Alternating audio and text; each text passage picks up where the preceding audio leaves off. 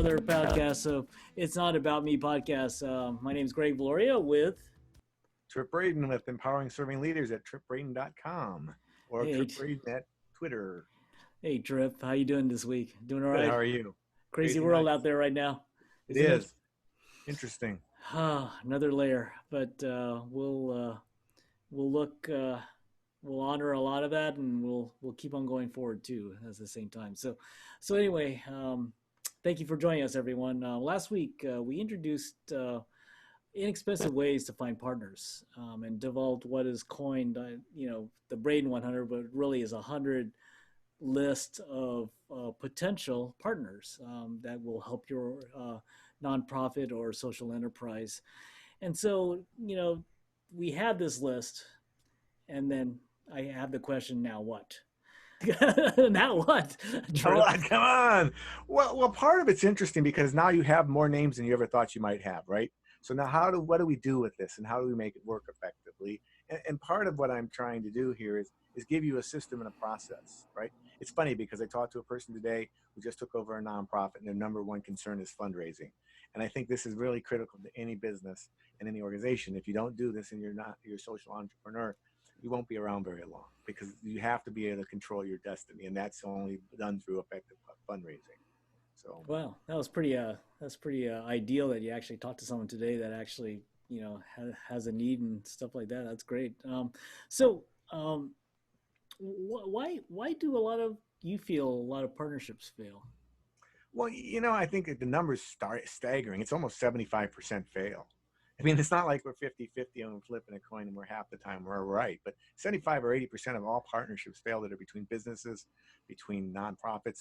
I think it's more evident because in a nonprofit, there's more damage done at times because you have a situation where you kind of commit to someone. It's kind of like being married in some ways because you're taking them and you're going to introduce them to your most valuable asset, which is your people and your members, right? So it really puts a lot of pressure on the relationship. So, over the years, I've started looking at these things and I kind of come up with a mindset ultimately of where do we go from here and how do we get people to start thinking about this in a different way. And that's why I have the questions that we're going to talk about tonight a little bit is helping them not fail, assuring, sustainability is a critical element. But more importantly, it's also the first step in knowing who you are and who you're going to present yourself to the world as. So, Because this is so where I think it's going to go. yeah, no, that's great. I agree with you. I think that I think having this kind of approach, I would call it, towards developing these partners is just so important. So, let me get into kind of this first question that you kind of talk about. What are these important reasons that you have to think about before you go into partnerships with many people, one or more people? One of the first things you should be thinking about is what do you bring to the partnership, right? I mean, what are the capabilities you have? Why are you going into the partnership to begin with? And is it a realistic reason to do that? So let's look at the foundational piece of this being, why are we doing this? And what do we expect out of it? Let's define that clearly so both parties understand what it is. No, I see. Okay, well, that's cool. So basically, you say maybe a lot of these partnerships are failing because they don't even consider that question, huh? Well, they don't really consider it from their point of view what they want. But as important, the failure probably also comes from the fact they don't really understand what the other person wants. So both parties are kind of like a bad date, when you're a teenager and you're just feeling around trying to figure out what's going on. Well, that's what you're dealing with here as a partnership. You're sitting here trying to have a relationship. You're trying to invest resources and time, and you're unclear about what you want out of the partnership. So that's one of the things you have to start with. And there's another question that you wrote down here is kind of like key strengths, skills, and abilities that you bring to the partnership, both hard and soft. What's that all about? Sure. I think part of what we're trying to do here is you have to think to yourself, okay, what do I bring to the relationship? What kinds of things are my strengths? And part of what you have to do is kind of an assessment, a self-assessment of what capabilities you have now and what you're looking for in that partner so that you can evaluate how that person will fit into what you're trying to do. Because it's like it's kind of like putting a puzzle together. A good partnership is like a puzzle. There are a number of pieces and parts. The other part that's critically important, it has to be strength-based. You don't want to go into a partnership because you feel that you are lacking in some area, and that's what you're looking for in a partner, unless you're aware that what you bring to the table offsets that, because they're going to want, we typically pick people who make us look good. The problem with that is if we're both good communicators but terrible organizers, that partnership's probably going to fail because there's not any complementary capabilities for collaboration. I see. So like, talk a little bit about the soft and hard skills. Sure. When you think about your strengths, if I had to think about what are my strengths am I bringing into this relationship or partnership, you know. Sure. I would explain it this way. When you look at the hard skills, it's like on a resume. Here's what I can do. Bang, bang, bang, bang, bang. On the other hand, the soft skills are what are the outcomes I'm going to get with those kinds of tools and capabilities and strengths. So part of it is because you're going to set the relationship up to succeed based on what capabilities you possess, but you have to have both. So if you say, look, I'm very good with people, but I'm very terrible at organization, those skills you have to say, okay, what kind of person would augment or complement me in that collaboration? So it takes some self-awareness, and we go back to this discussion we had early on about this emotional intelligence factor. The other part is the soft skills really are many times that people don't put much value on those because there's not a monetary attachment to that. You look at this and say, Mm, okay, I can do this really well. I'm very good at negotiating. What does that mean to me? What does it mean to the partnership that I'm good at negotiations? How do I quantify some of those things? And just knowing that there's two kinds of skills, the soft and hard. The hard skills are going to be organizational competencies probably, and they're going to be organizational, maybe bigger than just you. But the soft skills are really about you. And especially if you're an early stage company or an early stage nonprofit, you've got to have a good handle on those capabilities as you go out looking to build better relationships and partnerships. right. And I guess as you have this list of 100 that we developed from last week, you talk about skills, and one thing I was kind of curious about is what how do you look at the other partner and in terms of skills and capabilities? Is just a question you have to ask yourself? Yeah, you have to say to yourself, what do you have and what do they value? I mean, one of the things that's interesting about when you read somebody's resume is it tells you what they value in their life because that's what they put on it. So when you're looking, and we're going to talk about this in the next couple of weeks, about how do you look at a LinkedIn profile and start to gather what that person's probably good at. Now, most people who run nonprofits, even younger people, have good levels of curiosity about what goes on. But you got to be willing to ask some questions about why can you do this well? What makes you better at this than other people? Why have you done it so well? And also just really, I hate to say it this way, but respect each other enough to know that people bring complementary capabilities, and it doesn't mean either is superior. You don't want to go and say, hey, I know how to sell or influence people so much, and that means it's more important than I can do organizational things or project management. What we want to do is have those skills kind of mesh together. Mm. Yeah, yeah, I think we're going to talk about it in a little bit, but it seems like there has to be some kind of equanimity of some sort of those skills and capabilities somewhere along the line to feel like you're both contributing to that partnership. I think so. Um, what when you look at partnerships, it's like how do you structure even the partnership? I mean, you have to think about that too, right? Right. Well, part of it is understanding what you want it to be. I mean, if you're looking for a partner to do funding and you're going to look for it for a long-term relationship, that's probably not the first thing you do as the partner, right? You might do a joint venture, you might do a loose alliance, you might look at what they do and what their complementary capabilities are. Structuring's a whole. You could go an hour, and we will probably, on how do you structure partnerships to be Mm. most successful, Yeah, because it's that would be going a to be good show. picking the classification, right? Yeah, yeah, yeah, yeah, yeah, So, yeah. Go ahead. Sorry. well, the other part I think is we need to start being more flexible in what we do. Very seldom will you go out tomorrow if you mentioned this when we talked this weekend. How often do you go out and find the perfect person to work with, right? I mean, that doesn't happen all that often. Self-awareness on both parts can resolve a lot of those problems, but the other part is you have to realize, in some cases you're not going to have the perfect partner at the beginning. You may never have the perfect partner because what your organization brings to the table is sort of unique, and you're going to have a hard time matching that. But Mm. the idea is be creative enough to know that there's synergies between differences and opportunities between differences as Yeah, I mean, it isn't just the dollar signs in their wallet that we're looking at, right?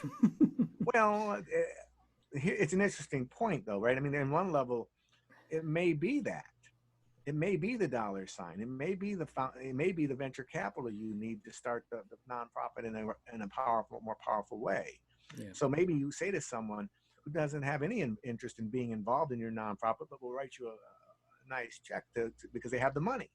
I think one of the things is we go in thinking everybody wants to do it the way we do it, and we leave a lot of people behind because we're not really looking at the opportunities as they present themselves because we have our own view of the world of what we expect from a nonprofit partnership. Hmm. I see. I see. So go back to like partnerships, like when and we could do this in the whole show, but I think we probably will. But like when is it informal versus formal? And when I think of formal, is like a written agreement, that type of thing. Right. That's exactly right. And it's how strictly the agreement's going to be enforced, how who wrote the agreement. A lot of times when you deal with a foundation that's larger, you're dealing with a set of rules they've written already. It's in almost they try to present it. Notice I say try. They present it as being in stone, and really it's negotiable. Hmm. That's part of what you have to learn is how to negotiate with people and still have a win, meaning it's a win-win-win negotiation. So you say to them, okay, we have a formal agreement. This is our agreement. This is how we normally work. The other part of the formal agreement is to protect you if it breaks up. If you break up as a couple and you decide to go a different way, let's say, and you have a major event you're sponsoring, what happens if either party decides to pull out of it? What happens if they're Or if a COVID-19 thing happens and cancels the event, what happens then, right? well, and who's responsible for the funding of the things that you couldn't get rid of? I mean, Correct. what you're seeing with all these big events that go on throughout the year, and a lot of big companies right now is they're canceling the events, but they found out the cost of canceling is the same as what they have to run the conference. So they might as well just run it and do something as a value for their community because it's going to cost them as much either way. So a lot of times nonprofits don't realize the cancellation fees are exorbitant on some of these things because there's hard cost like security and hardening and closing roads and all these things that you can't turn around. The organizations in the government aren't designed to make it so they can turn a quick turn if something like this happens. I mean, most of the time that I've seen is granting organizations would definitely have a granting agreement, which is essentially what you're talking about as a partnership agreement, right? But that's for a fixed sum of money, right? So it's like for $50,000, when we're going to give you need to do X, Y, and Z, right? Um, but are there informal structures really where you Well, sure. yeah There's just a handshake. I mean, you can start at a handshake as a beginning, and you can go into a sponsorship agreement that says this is what we're going to invest, this is what we're looking for, to go into a strategic alliance where we go to the market together mm, in tandem. Or so each of these things have different flexibilities in them, but the other part of this is understanding. For example, I when I did a lot of nonprofit fundraising, a lot of my work was around sponsorships because mm, here's why. They had two sets of money for my nonprofit. They had the ability to put something in to be a sponsor, and then they had the ability to add an additional kicker if they wanted for activation, which meant getting people involved and having a number of other capabilities built into it. So you could actually bring in our case, you could bring in students and interns and all these other kind of people you wanted to hire. And it didn't come out of the sponsorship money, which meant the nonprofit would keep a larger portion of it. Right. I mean, ultimately, if you're doing some of these arrangements, you're making them to be a gain for the nonprofit. Right. I mean, ultimately, if they only make $1 on it and have 1 million people through the door, it's probably not as good a deal as it might be if they got $100,000 and they had 10,000 through the door. But that that's that's coming up a lot now. I agree with you because I think now that I was just talking to a nonprofit this week about doing something online, and they've never done this, but at the same time, they need to do it because it's just like any other nonprofit, they have a yearly fundraiser, right? Well, that fundraiser is most likely going to get canceled because of timing at this point, right? And the phases that we're in California here, but so that's why they're considering something online. But they really are they don't know how to approach their sponsors. They don't, because like this is a whole new game to them because usually it's a physical event. They have spirit sponsors and they have other people who add to the event in terms of donating goods Time, or energy, time. resources, Yeah, white goods. yeah. But now it's kind of they're in this world now where I think it has to be more agreement because it's going to be this virtual thing, and I think the partner is going to want to know how virtually they're going to benefit from it and all this stuff. So, Well, and part of it is having the creativity to have the conversation with people and say what they want. I mean, part of this is, this idea of having open communications. You got to look at it, and even beyond the partnership piece is collaboration. How do you collaborate with people? Because people have their own collaboration styles. And when you start to look at those things and you overlay that with partnerships now and formal structures, because the issue when you're an early stage social entrepreneur is much easier to move around because you don't have these rigorous structures in place. But if you're an organization that's been doing nonprofit work for 100 years in your area in San Francisco, and they've been doing the same event every year, there's a lot of tradition in that event, and there's a lot of structure to make sure it always comes off, no matter who the person in charge is, because the idea is that this is sustainable. So I think part of this conversation is to state, okay, look, the more you're prepared, for example, a company that or an organization that has a 5-year legacy and let's say $1 million endowment or running $1 million budget, probably is a better partner for a sponsorship than a brand new startup who has no really guaranteed understanding of what's happening. So part of our discussion when we do it will be, how do we know where we're on this maturity timeline so we're not putting ourselves in awkward situations? Because if you do a sponsorship, we're going to want to know how many people belong, how many come, what's the story, what kind of people, what are the demographics. If I'm a bank doing it, we have a lot of banks in this part of the country, and community banks even, that do a lot of sponsorships. So a lot of nonprofits, big events are sponsored by the banks. How interesting, right? And now, because they have the money and because they're committed to that community. So when they sit down with you and try to negotiate with you and have that conversation, they say, look, what are you bringing to the table? What do you think will show up? What kind of people are they? What are their interests? What are their, social economic information? Now, this is all business stuff. And a lot of times this turns off the nonprofit. You should just give us the money. If you really want to participate in our program, you should trust us. Well, that's a great idea, except that we've got 25 other organizations all asking for the same $500,000 commitment in a sponsorship. So what we're trying to do is make sure the money goes as far as it can. yeah. And part of that is what we're trying to figure out where there's the best fit culturally. Because that's the other part we're talking about is the intangible no one wants to say is this nonprofit and partnership is going to be it's going to have a culture just like any organization does. That's right. That's right.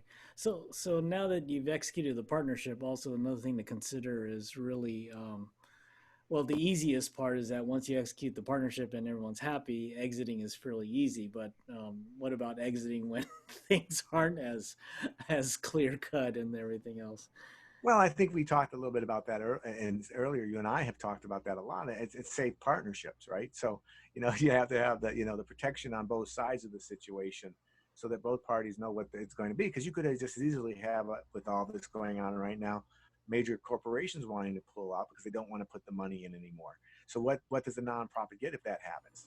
Because they obviously have to make a decision if they're going to run the event, but there's a secondary decision, which is how much sunk cost have they had in this relationship that typically you try to get your corporate sponsor to pay for, so that at least you're still whole when you're finished with this project. But that's part of that conversation is what guidelines do we put if we break the relationship?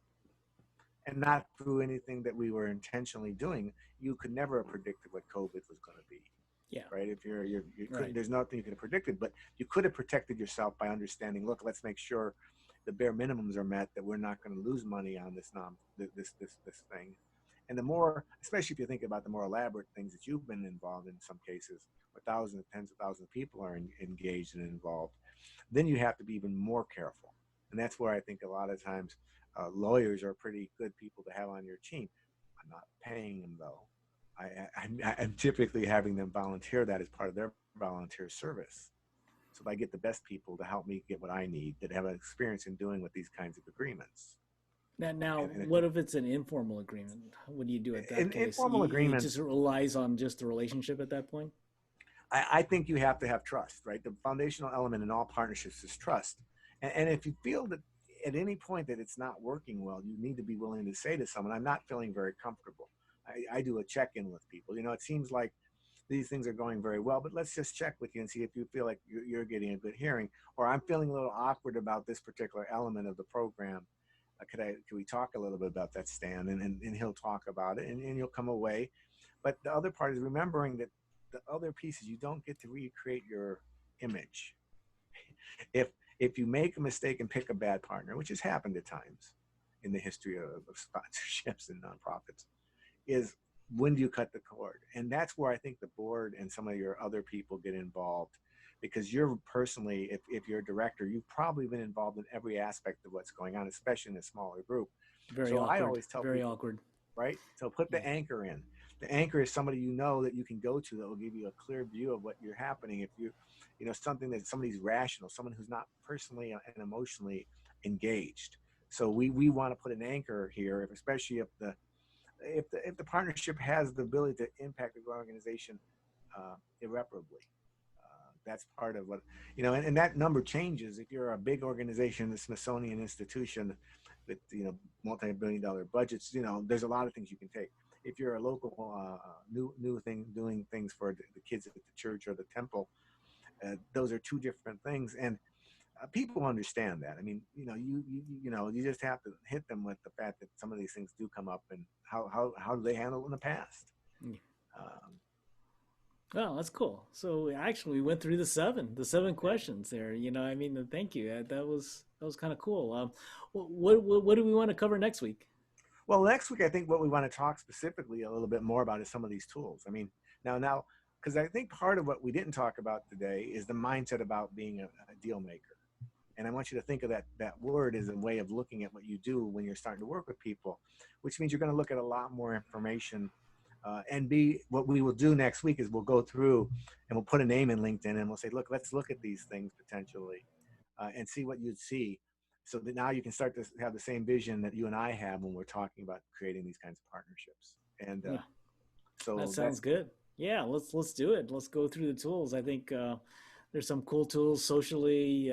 There's database tools you can go through. There's the obviously search tools on the internet. So I think it's going to be a kind of a cool show next week. So anyway, thanks for joining us, everyone. And I hope you got some value out of these seven questions to ask yourself before you enter in these partnerships and after you have the Braden 100. So anyway, my name is Greg Viloria, aka Social Greg on Twitter. You could reach me at Greg V at monksmedia.works. And where can they reach you, Tripp? well, before they reach me, they have to touch me. So here they go. We've got to have them sign up while they're here, right? I mean, the whole idea behind this is let's make sure we have it. I think we have up to almost 9 or 10 people following us right now. I'd like to see that number double. So make sure before you leave, you sign and you share it. I mean, I think this program tonight really is nuts and bolts kind of stuff that can make it easy for you. It's funny because when I was talking to this person who's been in a nonprofit a relatively short period of time, we talked about these kinds of discussions. The other thing you can find me at uh, Tripp Braden at Tripp Braden on Twitter, or you can find me at trippbraden.com, empowering serving leaders. And either of those places, I'm always around. So let us know. And again, thank you for your time, and I hope we were very helpful today. Yep. Okay. Be careful out there, everyone. Be safe. Be Say, healthy. sounds great. Thanks.